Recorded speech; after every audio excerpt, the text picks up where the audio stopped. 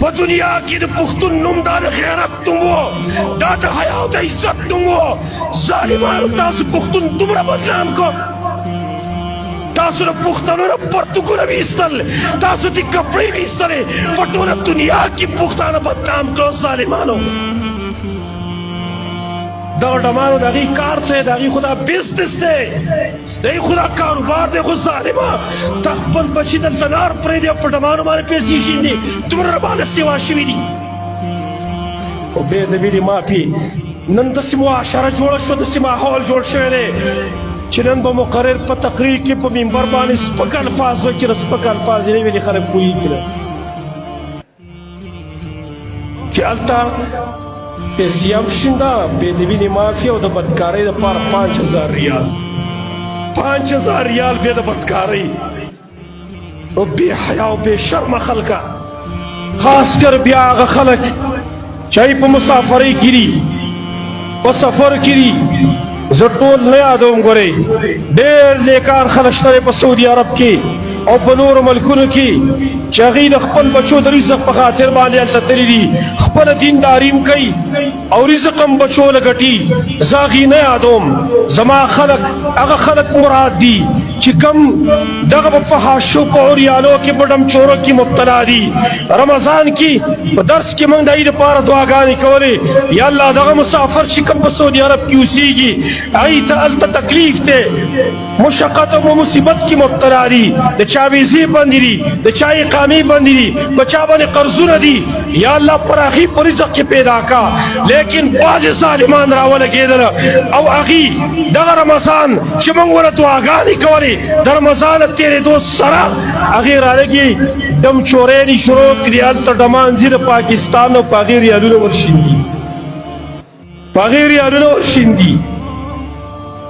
تا خو زموږ دعاګانې لاړې په سیند لا وکړې، موږ خو ستا لپاره دعاګانې کولې چې رزق ول الله پراخه کا. او دا ظالم راولګېده او د دې پاکستان ډمان کنجر خلک، زناکار خلک چې په زنا باندې په ټوله دنیا کې مشهور دي، هغه خلکو باندې ته ریالونه شیندي. بچي خو یې دلته په تمه باندې دي چې پلار به چېرته پیسې راولېږي او زه به پې اختر منعه کړمه، زه به پیزار او جامې په هغې باندې والمه. دا ظالم راولګېده او د هغه پیسې په زنا باندې هلته ولګولې، په ډمانو باندې هغه وشیندلې. او ته بیا ګیلې کوې رهي ما ته دعا وکړئ، تا ته به څوک دعا وکړي؟ ته دعا مستحق یې. او زه دې پښتنو ته حیران یم، پښتنو ستاسو خو یو نوم و په دنیا کې، تاسو کې خو ته شرم نشته دی، په شرم خو پوهېږئ نه تاسو. پښتانم ټول بدنام کړم، هغه خلک پکې ناست، هغه خلک ما ته یو ملګري ویله چې هغه خلک مې پکې ولیدله چې د کومو خلکو د رزق درک نه لګي، هلته یې په قرض باندې ریالونه راغستلي دي او دغه ډمو باندې شیندلي دي. او بیا تاسو د سعودي عرب ځمکه معاف نه کړه او په پاکوالي باندې مشهوره وه.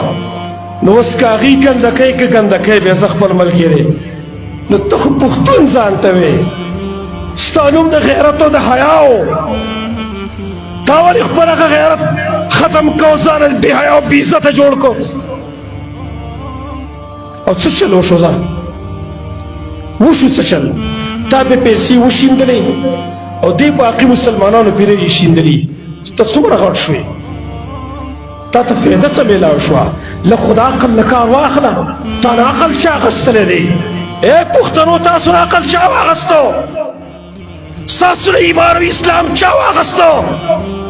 دغه کنجران پیسې درنه والي، پیسې درنه لوټ کي تاسو، هلته بیا د سپي په شان ته ناست دی، وایي هغې راځي خپلې مزې دلته کوي دغه ډمان. ته یې بیا وروسته په ځان پوهېږې نه، جذبه کې راغلی چې هر چې ډېرې پیسې مې اچولې. رزق به نه تنګي، تنګي د رزق به نه راځي. تا روژه م لاړه خرابه کړه، تا هغه د خلکو دعاګانې م لاړې خرابې کړې، او تا په دغه پاکه خاوره باندې ډمچوري وکړه، د هغې ګستاخي دې وکړه، بېعزتي دې وکړه. دې خلکو ته اوس سړی په کوم طریقه باندې خبره وکوي او کومه طریقه باندې دا خلک سړی په خبره باندې پوهېږي؟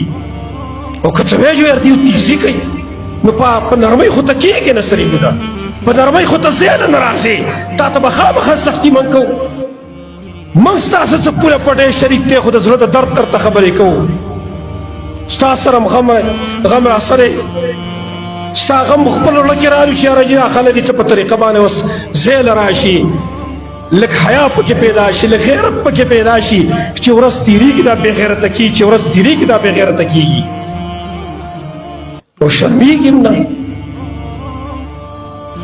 که دا شرط پنجابین یا بل قوم دی موږ به ویلي وي چې زه پنجابین بل قوم دی ته خپل هغه د پښتو چې کوم کلچر دی پښتو چې کوم تهذیب دی د پښتو چې کوم غیرت په خپل لاس باندې ورته ورارتی او ځان بې عزته کې یاره چې تنګي د رزق راله تنګي د رزق راله تنګي د رزق به نه راځي نو که زه درته دعا هم کوم نو دا دعا قبلېږي په ایمان یې وی دې پښتون ته زما دعا قبلېږي چې ما ورته په ختم کې دعا کوله دا به قبوله شي ښه ته به ماته دعاګانې ته به زه به تا ته دعاګانې کوم ته به ډمچورې دلته کې دغه دعا د الله تا ته چرته هم نه قبلوي چې زه به تا ته دعاګانې کوم ته به ته ډمچورې نه کې زما دعا دی الله هغه پښتون ته قبوله کړي چې کوم د غیرت نوم دی کوم د ایمان نوم دی چې کوم سړي کې ایمان پکې دی اسلام پکې دی غیرت پکې دی پښتونولي پکې دی زما دعا به الله زما دعا دی هغه ته الله قبوله کړي دې ته زما دعاګانې چرته به الله نه قبلوي نو پراخي ته رزق چې راځي په دې باندې راځي چې کله تا کې ایمان وي که تا کې ورڅه غیرت وي که